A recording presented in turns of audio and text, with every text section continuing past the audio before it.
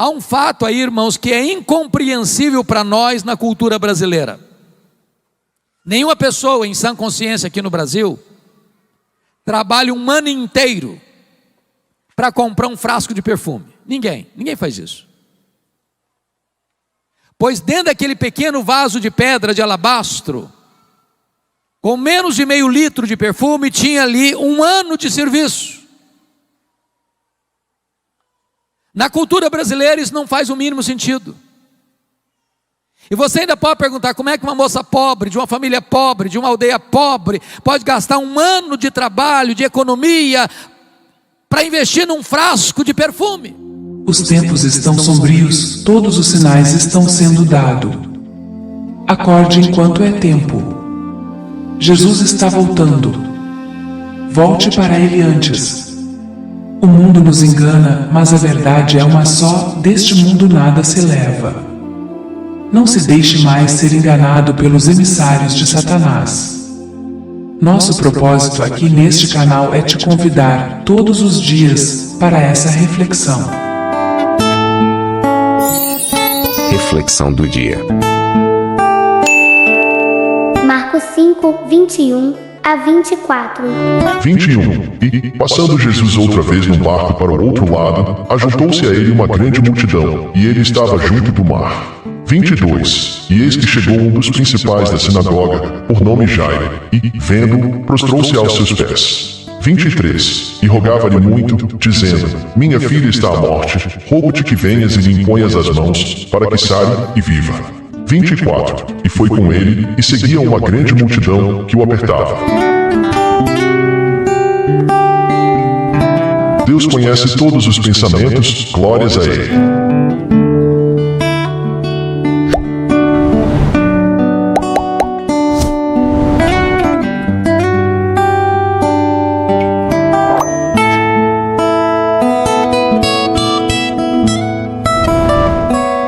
Eu quero partilhar com vocês o texto que está em Marcos, capítulo 14. Marcos, capítulo 14, versos de 1 a 9.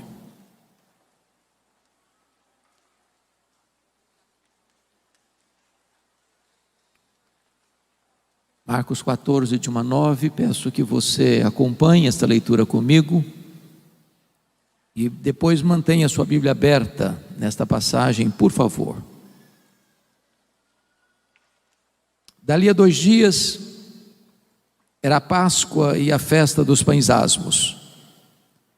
E os principais sacerdotes e os escribas procuravam como prenderiam Jesus à traição e o matariam. Pois diziam: não durante a festa, para que não haja tumulto entre o povo. Estando Jesus em Betânia, reclinado à mesa, em casa de Simão, o leproso, veio uma mulher trazendo um vaso de alabastro com preciosíssimo perfume de nardo puro. E quebrando o alabastro, derramou o bálsamo sobre a cabeça de Jesus. Indignaram-se alguns entre si e diziam: para que este desperdício de bálsamo? Porque este perfume poderia ser dado ou vendido por mais de 300 denários e dar-se aos pobres. E murmuravam contra ela. Mas Jesus disse: deixai-a, por que a molestais? Ela praticou boa ação para comigo. Porque os pobres sempre os tendes convosco, e quando quiserdes, podeis fazer-lhes bem, mas a mim nem sempre me tendes. Ela fez o que pôde, antecipou-se a ungir-me para a sepultura. Em verdade vos digo, onde for pregado em todo o mundo o evangelho, será também contado o que ela fez, para a memória sua. Amém? O contexto desta passagem está meridianamente claro. 2 dias antes da Páscoa. E a Páscoa, todos vocês sabem, era a maior festa de Israel. marcava a saída histórica de Israel da amarga escravidão no Egito, apontando para a cruz, onde Jesus abriu a porta do nosso cativeiro e nos livrou verdadeiramente. A Páscoa era a alegria dos judeus e o terror dos romanos. Isso porque na Páscoa a população de Jerusalém quintuplicava, e os romanos tinham medo de rebelião. É por isso que na festa da Páscoa, todo o aparato militar de Roma, que ficava em Cesareia Marítima, onde estava a casa do governador romano, se transferia para Jerusalém. Até mesmo o tetrarca da Galileia, Herodes Antipas, mudava sua residência oficial para Jerusalém durante a festa da Páscoa. Diz a Bíblia que 2 dias antes dessa festa, os principais sacerdotes, os escribas, mancomunaram, orquestraram, planejaram a prisão de Jesus, traindo Jesus, para matá-lo depois da festa, depois que o povo tivesse ido embora. Entretanto, Mateus 26, que é um texto correlato deste, paralelo deste, nos informa que Jesus, 2 dias antes da Páscoa, disse para os seus discípulos que ele seria entregue nas mãos dos principais sacerdotes e escribas para ser crucificado. Em outras palavras, quando os homens pensam que eles são os protagonistas da ação, quando os homens pensam que eles estão no controle, quando os homens pensam que eles podem orquestrar contra Deus e contra o povo de Deus, eles estão apenas cumprindo uma agenda que o próprio Deus já estabeleceu. Quem está no trono é Deus, quem tem as rédeas da história é Deus, quem toma as últimas decisões é Deus. Como nós já ouvimos nesse culto pelo pastor Jessé, quem tem a caneta na mão é Deus.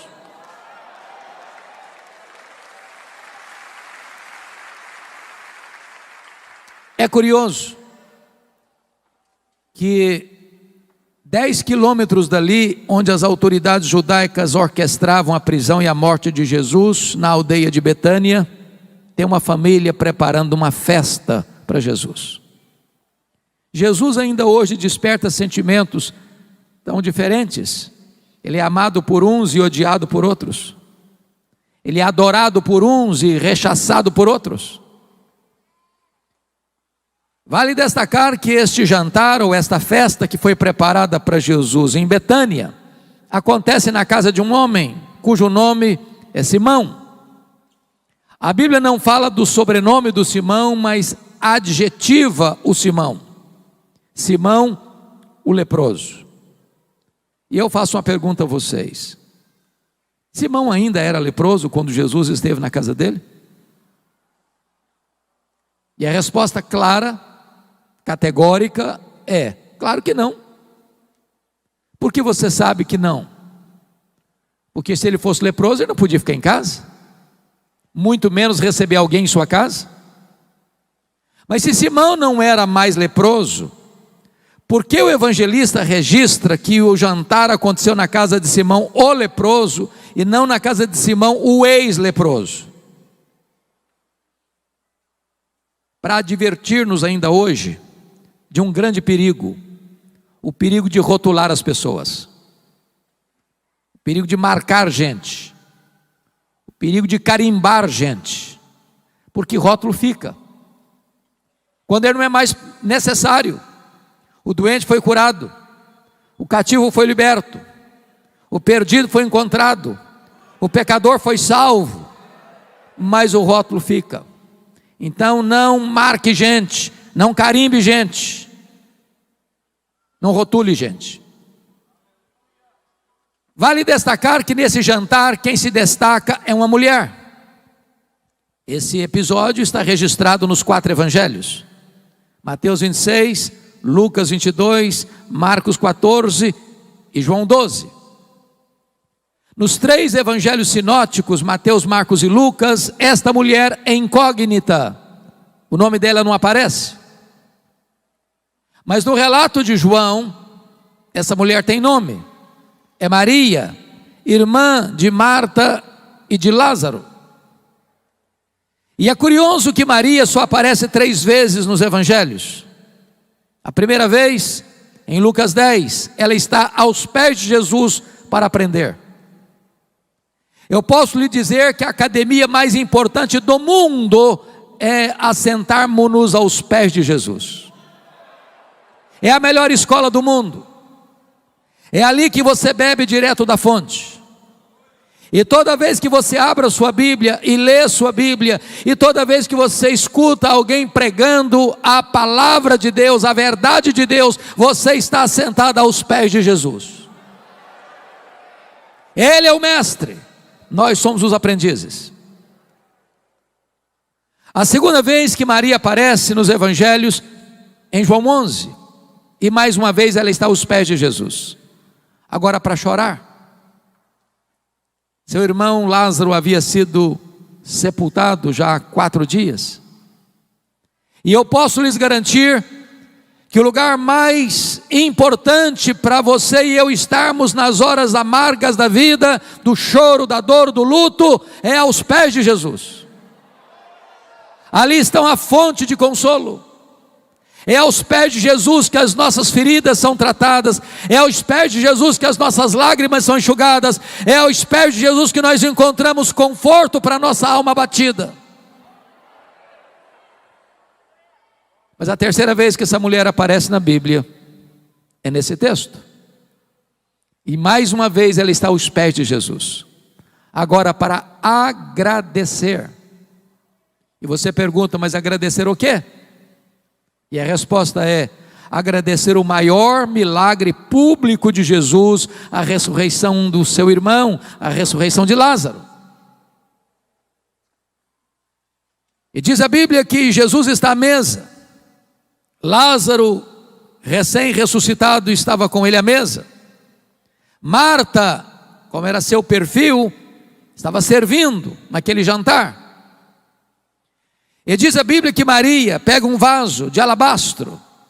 Alabastro é uma pedra rosa, muito bonita, uma pedra ornamental.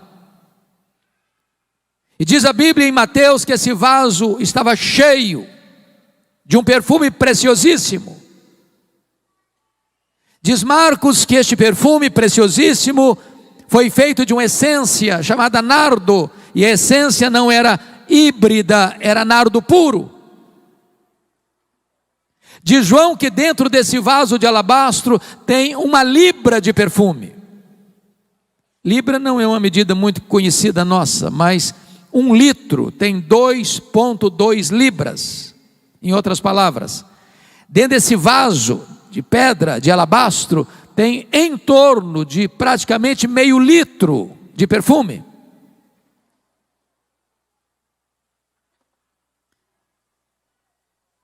O texto diz que Maria então vem com esse vaso, e quando ela se posiciona atrás de Jesus, ela quebra esse vaso e derrama todo esse perfume, quase meio litro de perfume, na cabeça de Jesus. Esse perfume escorre pelo corpo de Jesus, como que antecipando ou preparando para a sepultura. Esse perfume chega aos pés de Jesus, e diz João 12 que ela enxuga os pés de Jesus com seus cabelos. Toda a casa se enche com esse perfume. E então os discípulos, capitaneados por Judas Iscariotes, ficam irados contra Maria e dizem: isso é um desperdício. Esse perfume poderia ser vendido e dar-se aos pobres. E murmuraram contra ela, molestaram-na. Mas Jesus saiu em defesa de Maria e disse: deixai-a, ela praticou boa ação para comigo. Os pobres sempre os tendes convosco, a mim nem sempre me tendes. Ela fez o que pôde.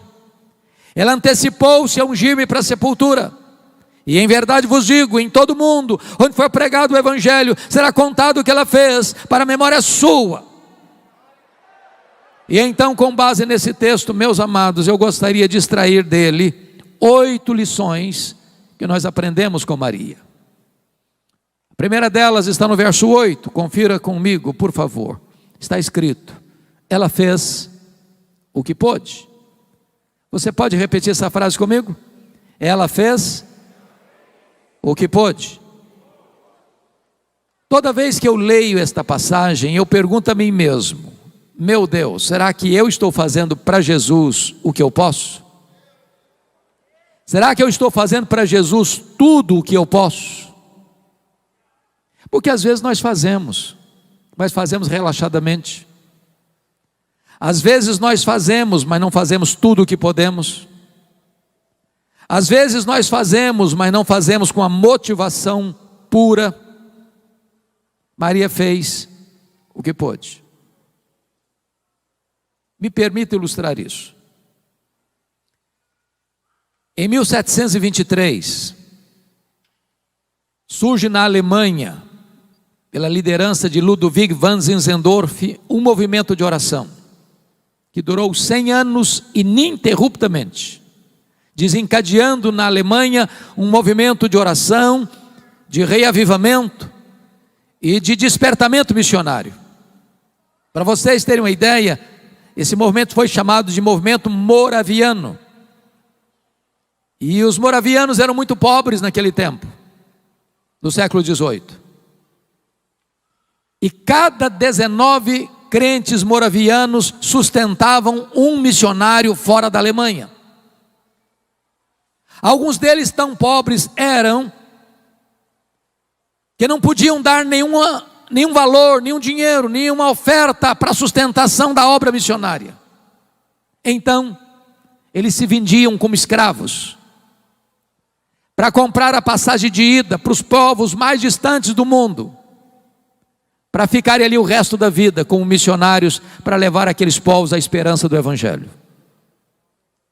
Quando eu escuto uma história dessa, eu me pergunto: meu Deus, e eu? Estou fazendo o que eu posso para Jesus?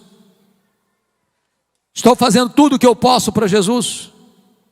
Maria fez o que pôde. E você? Está fazendo tudo o que você pode para Jesus? A segunda lição que eu aprendo com Maria está no versículo 3. Ela não só fez o que pôde, ela fez o seu melhor. Vamos entender algo importante aqui, irmãos. Esse perfume preciosíssimo não era encontrado numa loja de perfumaria naquela época. Até porque esta essência, nardo, não se produzia em Israel. Esta essência só era encontrada na cordilheira do Himalaia, de um arbusto seco, moído e transportado em lombos de camelos. Esse perfume era caríssimo e era raríssimo. Porque notem que ele foi avaliado, e o tesoureiro Judas Iscariotes, que entendia de dinheiro, lá em João 12, diz que foi ele quem avaliou esse valor. É só parar para pensar comigo agora. Em mais de 300 denários. Um denário era o salário de um trabalhador durante o dia. Ora, se ele foi avaliado em mais de 300 denários e tinha dentro daquele vaso menos de meio litro, menos de meio quilo, significa que cada grama desse perfume custava um denário. É a mesma coisa de você trabalhar um dia inteiro e no final do dia você ir lá comprar uma gota de perfume, 1 grama de perfume. Agora, me permita outra pergunta. Eu sei que todos nós gostamos de um bom perfume. Às vezes fazemos uma aventura de comprar um perfume caro.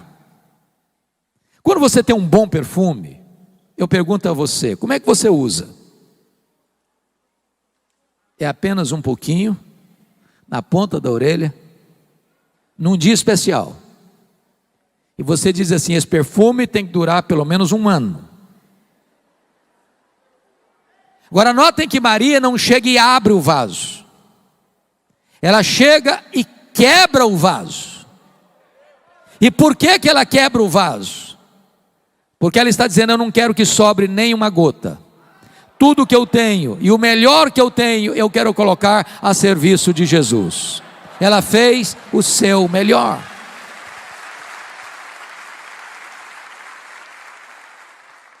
Às vezes, irmãos, eu fico a pensar que aqueles que não conhecem a Deus como nós temos o privilégio de conhecer, são mais zelosos em servir aos seus ídolos, aos seus deuses, do que nós o somos em servir ao Deus da nossa vida. Pastor Jessé, há uns 3, 4 anos eu estava pregando em Portugal e fui visitar uma cidade perto de Coimbra. E na medida que viajávamos, eu vi caravanas a pé, caminhando pelo asfalto. E eu perguntei, mas o que essas pessoas estão fazendo? Onde elas estão indo? Me responderam assim, elas estão indo a Fátima, pagar promessas. E eu perguntei, mas a que distância elas estão andando a pé? Me responderam, a mais de 300 quilômetros. Aí eu fiquei pensando nos nossos crentes. Às vezes moram no bairro da igreja, na cidade onde está a igreja, tem ônibus, alguns lugares tem metrô, em outros tem Uber, tem táxi. Se tiver chovendo, eu não vou porque está chovendo. Se tiver muito calor, eu prefiro ir para a praia. Se vai ter o jogo dos 2 times que eu mais gosto, eu dou um jeito de dar um ninjazinho e ir lá assistir. E a gente arranja desculpa. E às vezes aqueles que não conhecem a Deus e não servem a Deus como nós, são mais zelosos em servir aos seus deuses, que nós o somos em servir ao Deus da nossa vida. Pois Maria fez o seu melhor. Você tem feito o seu melhor para Jesus? Mas em terceiro lugar, Maria não só fez o que pôde, não só fez o seu melhor, mas ela fez também sacrificialmente. Se você olhar de novo o verso 3, há um fato aí, irmãos, que é incompreensível para nós na cultura brasileira. Nenhuma pessoa em sã consciência aqui no Brasil trabalha um ano inteiro para comprar um frasco de perfume. Ninguém faz isso. Pois dentro daquele pequeno vaso de pedra de alabastro, com menos de meio litro de perfume, tinha ali 1 ano de serviço. Na cultura brasileira isso não faz o mínimo sentido. E você ainda pode perguntar, como é que uma moça pobre, de uma família pobre, de uma aldeia pobre, pode gastar 1 ano de trabalho, de economia, para investir num frasco de perfume? Você só pode entender isso dentro da cultura israelita.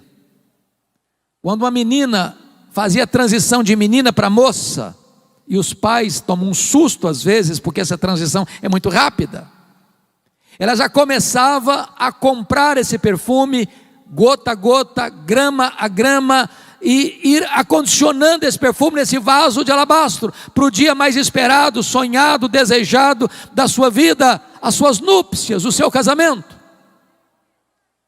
Pois Maria pega aquilo que tem mais sentido para ela, mais significado para ela, aquilo que era mais importante para ela, aquilo que ela tinha comprado com todo o sacrifício para o dia mais esperado da sua vida, e coloca tudo isso a serviço de Jesus. Ela não só fez, mas fez sacrificialmente.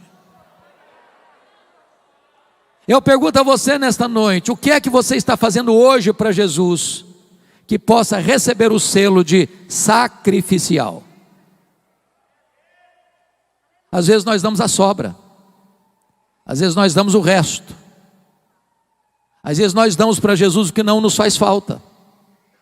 Maria fez sacrificialmente. Me permita ilustrar isso. Eu li há uns 2 anos um livro, pastor Jessé, que marcou muito a minha vida. Esse livro tratava de generosidade. E o autor, na introdução do livro, conta uma ilustração muito simples para você entender o que é generosidade.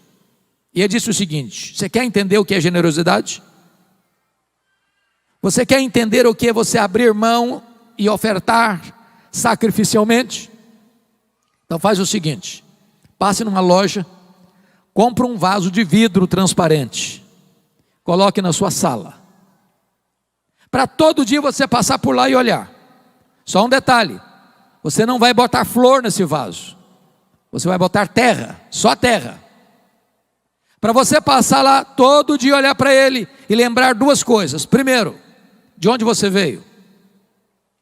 Você veio do pó. Segundo, para onde você vai? Você vai voltar para o pó. Do pó que você veio, quanto você trouxe? Nada. Para o pó que você vai, quanto você vai levar? Nada. Então você não é dono de nada. Então você é apenas mordomo do dono.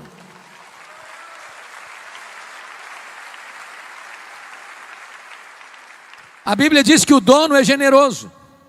E a Bíblia diz que você e eu somos mordomo do dono, e o que se requer do mordomo é que ele seja encontrado fiel. E a única maneira de você ser fiel com o que é do dono é sendo generoso com o que é do dono, porque o dono é generoso. O grande problema que você e eu temos para sermos generosos é a síndrome de dono. Se é meu, é para mim. No momento que você entender que você é um mordomo e você administra o que é de Deus, você não tem mais dificuldade de ser generoso com o que é do dono, porque o dono é generoso. O que você já fez hoje, até hoje, para Jesus, que você possa dizer assim, essa oferta foi uma oferta sacrificial? Me permita contar uma história que aconteceu aqui na Paraíba, na cidade de Itaporanga. A Igreja Batista Missionária estava passando um momento muito difícil em virtude da seca, e o pastor da igreja tinha um programa na rádio que alcançava 40 mil pessoas no entorno da cidade de Itaporanga. Mas a situação financeira estava muito difícil e o pastor não estava conseguindo pagar o programa, estava 3 meses inadimplente. Então ele recebeu um ultimato da editora dizendo o seguinte: ou o senhor paga o programa, ou nós vamos ter que tirar o programa do ar. Então o pastor chegou na igreja no domingo à noite e fez um desafio para os crentes: meus irmãos, o programa não pode sair do ar. Tem 40 mil pessoas que ouvem essa mensagem e nós não podemos tirar o programa do ar. Então eu quero conclamar vocês, a todos nós, fazermos uma oferta sacrificial para o programa não sair do ar. Estava lá na igreja um casal, membros da igreja, o senhor Tota e a dona Lourdes. Eles eram meeiros. Essa palavra meeiro não é uma palavra muito comum aqui na cidade, mas meeiro é o cidadão que trabalha na propriedade de uma pessoa, planta, colhe, e na hora que ele colhe, metade vai ser para o dono da propriedade e ele fica só com a metade. Então o senhor Tota e a dona Lourdes moravam a 6 quilômetros da cidade e iam a pé. Retornando para casa, o casal ia discutindo, e a Lourdes dizendo: ô Tota, você viu o apelo do pastor, o programa não pode sair do ar, nós temos que fazer uma oferta sacrificial. E o Tota dizia: mas Lourdes, lá em casa não tem dinheiro. Não, mas nós temos que ajudar. Mas Lourdes, fazer o quê? Não tem dinheiro lá em casa, vão dar o quê? E a conversa vai rolando, e eles estão quase chegando em casa, e a Lourdes diz: olha Tota, então vamos fazer o seguinte, nós não temos dinheiro mesmo, mas lá em casa tem um terreiro com muitas galinhas, e o melhor que tem lá é o galo, então nós vamos dar o galo. Tá bom, você quer dar o galo, vamos dar o galo, pronto. Segunda-feira de manhã, a Lourdes bota o galo debaixo do braço, 6 quilômetros a pé para a cidade, toca a campainha na casa do pastor, ele veio atender, e a Lourdes disse: hoje, pastor, eu vim trazer minha oferta sacrificial para o programa não sair do ar. Entregou o galo para o pastor. O pastor deu um sorriso amarelo, agradeceu, fechou a porta e pensou: meu Deus, o que eu vou fazer com esse galo? Pensou: vou fazer uma rifa. Não, rifa não combina com crente. Pensou, resolveu botar essa história na internet. Domingo de manhã, pastor Jeremias Pereira, que esteve aqui recentemente, leu essa notícia na internet. Deus tocou o coração dele. Ele chegou na igreja domingo de manhã e disse: meus irmãos, tem uma igreja em Itaporanga, no interior da Paraíba, que tem um programa que não pode sair do ar, então nós vamos levantar uma oferta agora para ajudar aquele irmão a pagar o programa. Levantaram uma oferta que correspondeu a 2 anos de programa. Ligaram para o pastor: fica tranquilo que o programa está garantido por 2 anos. O próprio pastor Jeremias está pregando lá no Canadá, uma igreja de um grande amigo, conta a história da mulher do galo. Levantou um empresário e disse: meus irmãos, quero saber se a dona Luz está precisando de alguma coisa.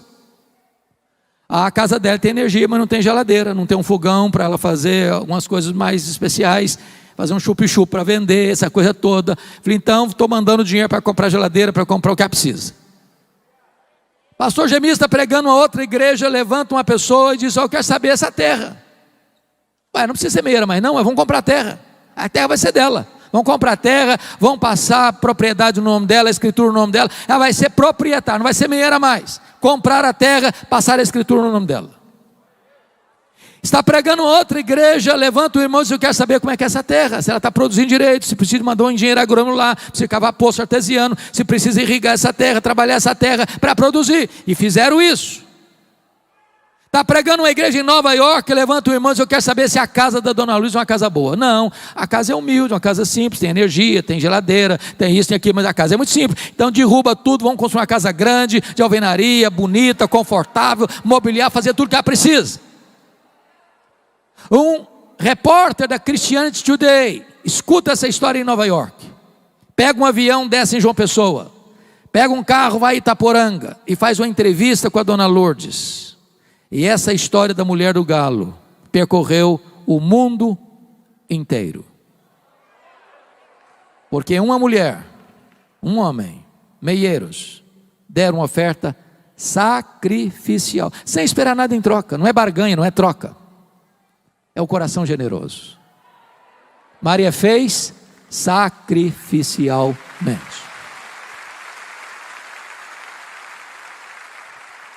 Quarto lugar, Maria fez apesar das críticas. Eu sou pastor há 40 anos e eu confesso a vocês que eu nunca vi uma pessoa se levantando para fazer a obra de Deus sem enfrentar críticas. Quem tem medo de críticas não serve a Deus. Quem tem medo de críticas está mais interessado no aplauso dos homens do que na aprovação de Deus. Maria enfrentou 3 críticas. Confira comigo o verso 4. Indignaram-se alguns entre si e diziam, para que esse desperdício de bálsamo? Quem são esses alguns aqui? Os discípulos, que deviam estar felizes com a atitude dela, imitando o exemplo dela, estão indignados contra ela. Mas eles não estão indignados com o que ela fez, não. Eles estão indignados para quem ela fez. Se fosse para os pobres, tudo bem, mas para Jesus, não, aí é demais, aí é um desperdício. Se você fizer a obra de Deus, você vai causar indignação em muita gente. A segunda crítica que ela recebe está no versículo 5, confira aí. Porque este perfume poderia ser vendido por mais de 300 denários e dar-se aos pobres, e murmuravam contra ela. Agora não é mais indignação, é murmuração. É bem verdade que esse negócio de murmuração está acabando nas igrejas, né, irmãos? Ele não murmura mais, né? Mas vejam vocês, eles não estão murmurando, eles estão murmurando contra ela. É curioso que João 12 relata que é Judas Iscariotes quem puxa essa fila da murmuração contra Maria, e é nesse contexto aqui que a Bíblia diz que ele era ladrão. Ele não estava interessado em ajudar pobre, coisa nenhuma, ele estava interessado em embolsar essa grana. E ele fica muito irritado com Maria, porque ele é avarento, ele ama o dinheiro. E quando ele vê Maria de maneira tão generosa, de maneira tão sacrificial, oferecendo para Jesus algo que tem um valor tão grande que ele podia e queria embolsar, mas ela oferece para Jesus, isso provoca nele indignação e murmuração. E é desse jantar que Judas Iscariotes sai e vai para Jerusalém nas caladas da noite para vender Jesus e trair o seu mestre. Mas a quarta crítica que Maria enfrenta está aí no versículo 6. Mas Jesus disse, deixai-a, porque a molestais. Ela praticou boa ação para comigo. Primeiro, indignação. Segundo, murmuração. Terceiro, molestação. Molestar hoje é crime, da cadeia. Então deixa eu fazer uma perguntinha. Você está fazendo a obra de Deus? As pessoas estão criticando você? Continue fazendo a obra de Deus.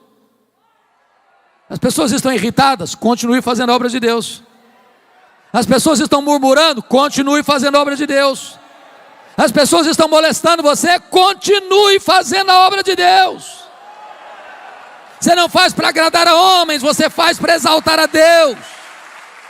Faça apesar das críticas. Porque é bem verdade que tem crentes porcelana, cristal, crente hipersensível. Qualquer coisinha se melindra. Qualquer coisa, também vou sair da igreja.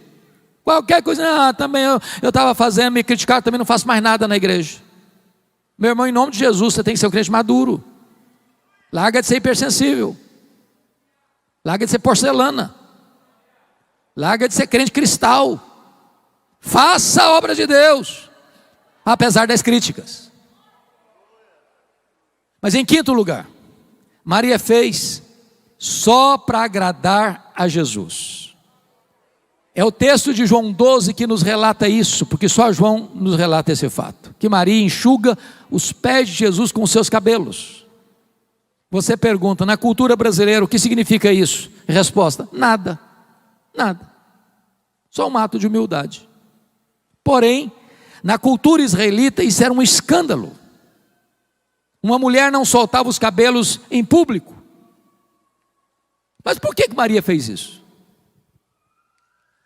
Meus amados irmãos, há momentos na vida que quando você ama Jesus, o seu coração transborda de alegria e de gratidão por Jesus. Você não consegue ficar muito preso dentro de determinadas cercas culturais, de etiquetas sociais. Você acaba transcendendo. Maria não está preocupada com o que vai pensar o Judas, o que vai pensar o Tomé, o que vai pensar o Mateus, o que vai pensar este, pensar aquele. Ela não está medindo palavras, ela não está medindo atitudes e gestos, porque ela está melindrada com o que um vai falar, o que o outro vai dizer, o que o outro vai pensar. Não, ela só tem um vetor que governa a vida dela, é agradar ao Senhor Jesus. Às vezes nós ficamos cheios de dedos, às vezes nós ficamos melindrados demais, agradando um, agradando a outro, agradando aquele outro, e a gente acaba desagradando a Jesus. Eu não estou dizendo a você que você e eu temos liberdade para sair aí desagradando as pessoas, não. O que eu estou lhe dizendo é que o vetor que deve governar a nossa vida é só agradar a Jesus.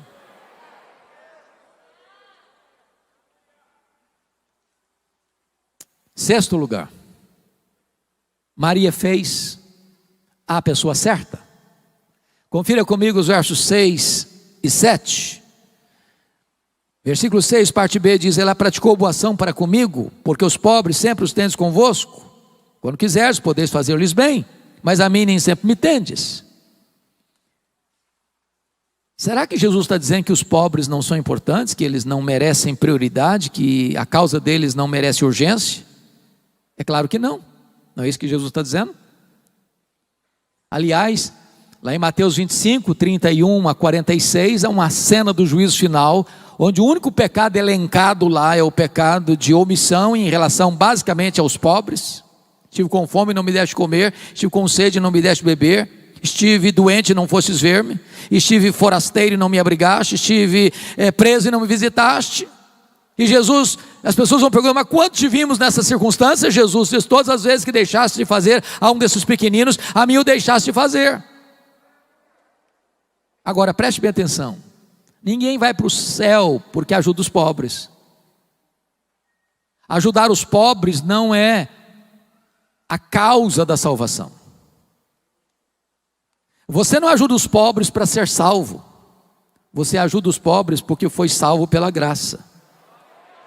Ajudar os pobres não é a causa da salvação, é a evidência da salvação pela graça. O que move você na direção do próximo, para socorrer o próximo, é Jesus. Se você fizer o bem ao próximo, ou ajudar o próximo, ou cuidar dos pobres para ser salvo, você está afrontando a graça de Deus, você está afrontando a cruz de Cristo. Então Maria fez a pessoa certa. Por não ter entendido essa verdade, surge aqui na América Latina, na década de 60, uma falsa teologia chamada de teologia da libertação, que não é nem teologia, nem libertação. Aníbal Pereira Reis disse que os teólogos da libertação são teologastros liberticidas. Não, ajudar os pobres não é um caminho para o céu. Ajudar os pobres é a ação daqueles que já estão indo para o céu, pela graça de Deus. Maria fez a pessoa certa. Mas em sétimo e penúltimo lugar, Maria fez no tempo certo. Olha o versículo 8, a parte B comigo. Ela antecipou-se a ungir-me para a sepultura. Ô irmãos, isso é magnífico. E me permita trazer aqui um fato para mim lindo no Evangelho de Lucas.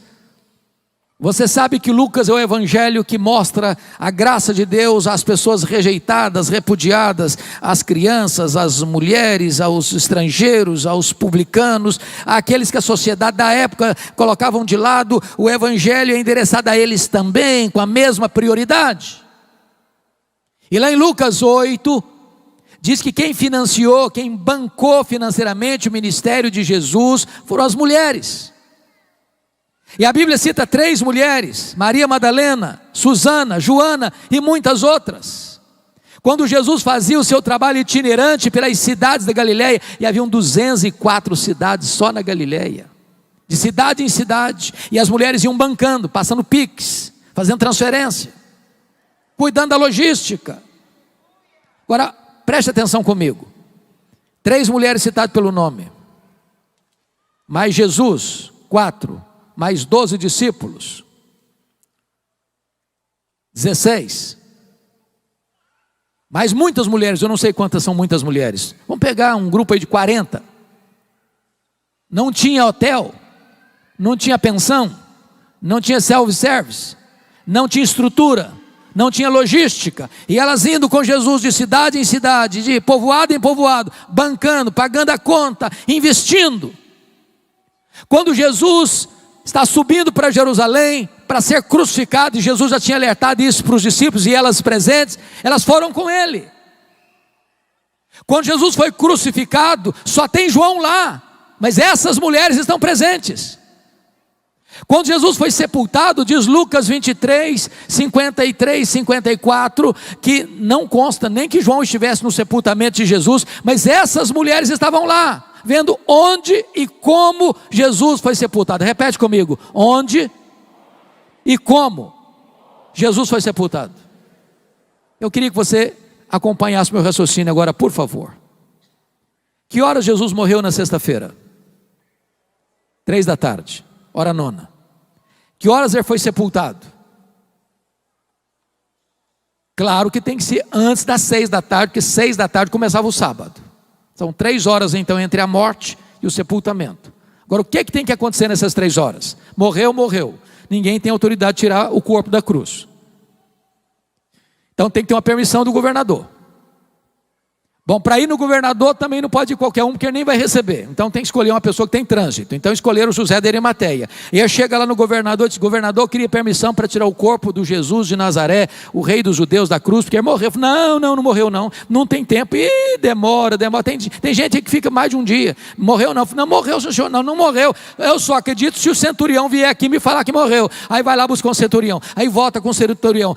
Morreu, senhor governador. Então o governador tem que fazer um documento. Aí tem que ir lá, tem que tirar o corpo, tem que ir no mercado comprar perfumes, tem que ir no mercado comprar lençóis e linho, tem que descer o corpo, tem que limpar o corpo, tem que passar perfume no corpo, tem que enrolar o corpo com lençol, tem que tirar o corpo daqui, tem que ir lá rolar a pedra, porque o túmulo é novo, nunca foi usado, a pedra é pesada, e aí tem que botar o corpo lá dentro, tem que sair de lá, tem que rolar a pedra de novo, e as mulheres ali, vendo onde e como Jesus foi sepultado.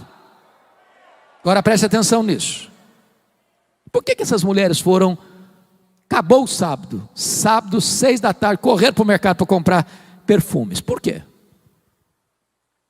Embora haja um silêncio do texto, e eu fico imaginando, pensando, meditando: meu Deus, por quê? Por quê? Por quê?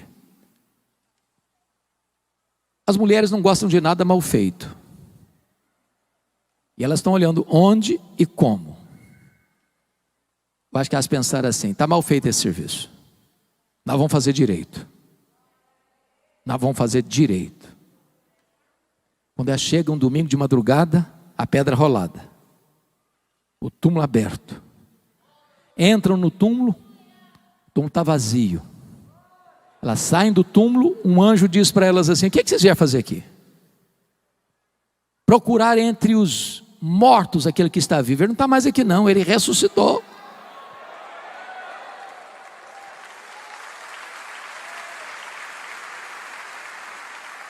Mas sabe o que o anjo está dizendo para essas mulheres? Vocês fizeram muito por ele, bancaram o ministério dele, mas uma coisa vocês não fizeram: vocês não anteciparam a ungir o corpo dele para a sepultura. Agora não está precisando disso mais não, agora não precisa mais desse perfume não. Qual a lição que eu aprendo aqui? Tem coisas na vida que ou você faz agora, ou você faz hoje, ou você nunca mais vai ter chance de fazer. Faça no tempo certo. Aquela conversa, aquele encontro, aquele acerto, aquele conserto, aquela decisão, aquela reconciliação, aquela restauração, aquele socorro, você vai enfiar a mão no bolso e ajudar a pessoa que está precisando de ajuda. Faça hoje, para você não chorar a dor do remorso amanhã. Há uma coisa que me choca muito, pastor Gessé, na cultura brasileira: são os nossos funerais. Eu nunca vi ninguém receber tanto elogio quanto os defuntos. Nunca vi. É uma rasgação de seda em cima do caixão que não tem mais jeito. A grande pergunta é: será que aquela pessoa escutou algum desses elogios? Porque depois que morre não fica mais consolado em receber elogio não. E tem gente tão espiritual que você fica até meio chocado. Não, pastor, esse negócio de elogiar é um perigo, porque vai levar a pessoa a ficar vaidosa. Meu amado irmão, o que a Bíblia proíbe é a hipocrisia. A palavra boa, na hora certa, com a motivação certa, é um bálsamo no coração. Então não espere a pessoa morrer para elogiar não. Se você tem que homenagear alguém, homenageie em vida. Se você tem que falar alguma coisa bonita e positiva da pessoa, fale em vida. Se você tem que encorajar alguém, encoraje em vida, no tempo certo.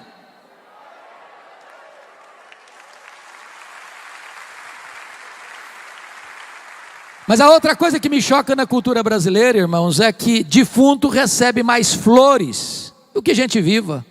Ah, não dá para entender isso.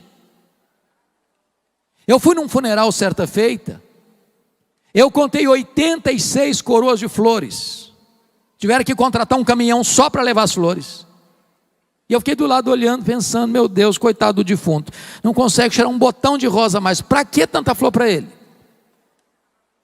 Agora, sabe por que os mortos recebem mais flores do que os vivos? É porque a voz do remorso é mais forte do que a voz da gratidão. Você tem que mandar flor para alguém, manda em vida. Eu sei que os homens cearenses são muito cavalheiros. Nunca deixa passar em brancas nuvens o aniversário da esposa, aniversário de casamento, não é verdade? É uma coisa maravilhosa. Mas é provável também que haja algum que seja assim, mão de vaca, sabe? Nunca comprou um buquê de flores para a esposa. Agora deixa eu dizer uma coisa para a irmã. Se você for na frente, e por ir na frente eu estou dizendo morrer antes dele, você que nunca ganhou um buquê de flores, vai ganhar uma coroa, e grande, hein? E ele nem vai pedir desconto na floricultura. Você tem que dar flor para alguém, dê em vida. E depois que morre, não fica nada consolado com esse negócio de receber uma coroa de flor, ou 50 ou 86. Faça no tempo certo. Último lugar, 8º lugar. Maria fez, vamos repetir as 7 primeiras? Maria fez o que pôde. Maria fez o melhor. Maria fez sacrificialmente. Maria fez apesar das críticas. Maria fez só para agradar a Jesus. Maria fez a pessoa certa. Maria fez no tempo certo. Mas em último lugar, Maria fez com reflexos para a eternidade. O versículo 9 diz que Jesus afirmou: em verdade vos digo, em todo mundo onde for pregado o evangelho, será contado o que ela fez para a memória sua. O que Maria fez numa casa pequena, numa vila pequena, há mais de 2000 anos, ou há 2000 anos, está sendo trombeteado dos outeiros da história, nos ouvidos do mundo. E hoje, 11 de março de 2022, a profecia de Jesus se cumpre mais uma vez. no templo sede da Igreja Canaã, em Fortaleza, Nordeste, Brasil.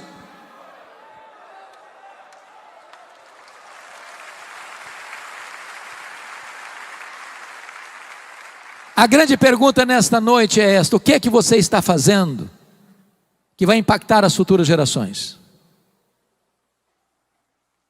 Não sei se você pensa nisso, mas imagine essa cena. Se Jesus não voltar antes, depois de 50 anos que você já tiver partido desta vida, e alguém passar lá no cemitério, der uma espanada lá naquela placa de mármore branca, a sua vida vai estar, a sua história ainda vai impactar alguém?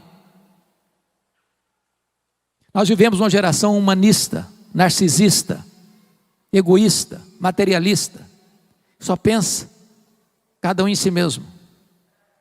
O que é que nós estamos fazendo, irmãos, para impactar as futuras gerações? E eu queria concluir trazendo à memória esclarecida de vocês uma das histórias mais tristes da Bíblia, de um homem de Deus, o rei Ezequias. Começou a reinar com 25 anos, reinou 29 anos, morreu com 54 anos. Um homem que não tinha berço. Seu pai era um homem horrível, Acás.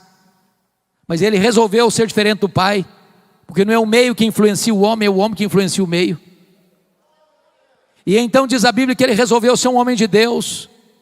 E ele foi um homem tal que diz a Bíblia que ninguém foi igual a ele antes, ninguém foi igual a ele depois. E ele fez reformas, ele experimentou um avivamento, ele se tornou um homem rico, ele se tornou um homem próspero. E a bênção de Deus fluía das suas mãos para toda a nação. Mas aos 39 anos de idade ele enfrenta dois problemas gravíssimos. Foi no governo dele que caiu a Samaria nas mãos dos assírios. E esses mesmos assírios cercam Jerusalém e mandam um recado abusado para ele: renda-se, porque nenhum Deus pode levar você da minha mão. Se não bastasse esse cerco militar, ele fica doente, e o profeta Isaías vai na casa dele e diz: põe em ordem a tua casa, porque morrerás e não viverás. E diz a Bíblia que só sobrou para ele uma parede, e para a parede ele se voltou, e orou fervorosamente, chorou abundantemente, e Deus respondeu rapidamente. O profeta não tinha saído da cidade ainda, e Deus diz: volta lá Isaías, volta lá, e diz a Ezequias, príncipe do meu povo, que eu ouvi a sua oração, eu ouvi a sua lágrima, eu o curarei da sua enfermidade, e eu livrarei Jerusalém do poder da Assíria, e no terceiro dia tu subirás à casa de Deus.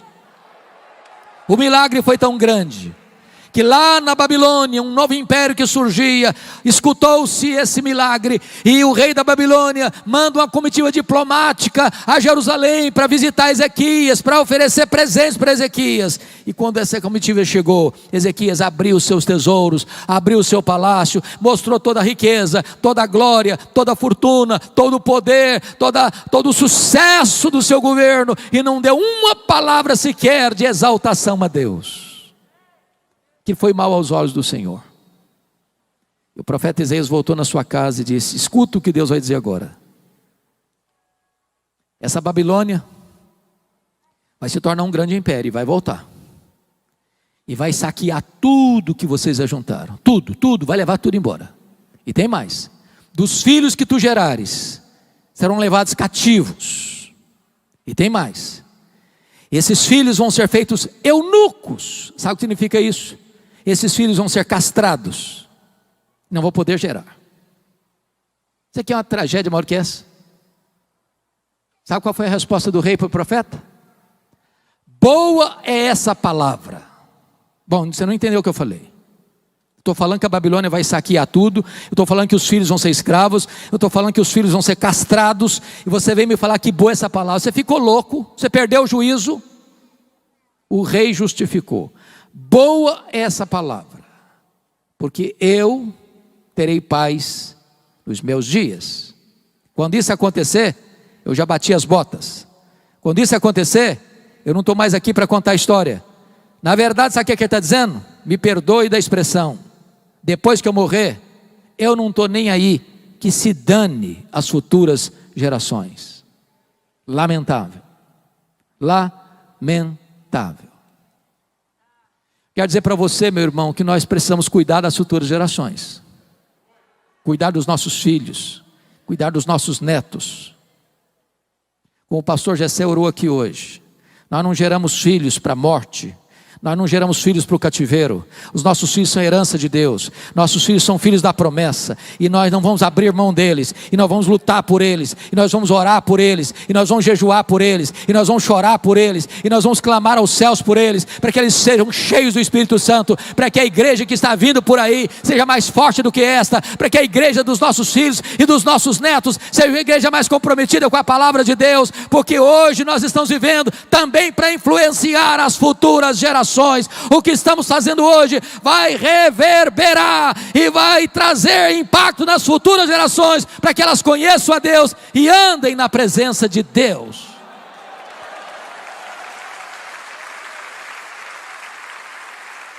Que Deus nos ajude, irmãos, a viver como Maria viveu, aos pés de Jesus para aprender, aos pés de Jesus para chorar, aos pés de Jesus para agradecer. Meus amigos e irmãos, as coisas mundanas, às vezes, nos faz sentir que estamos vivendo um mundo de felicidades.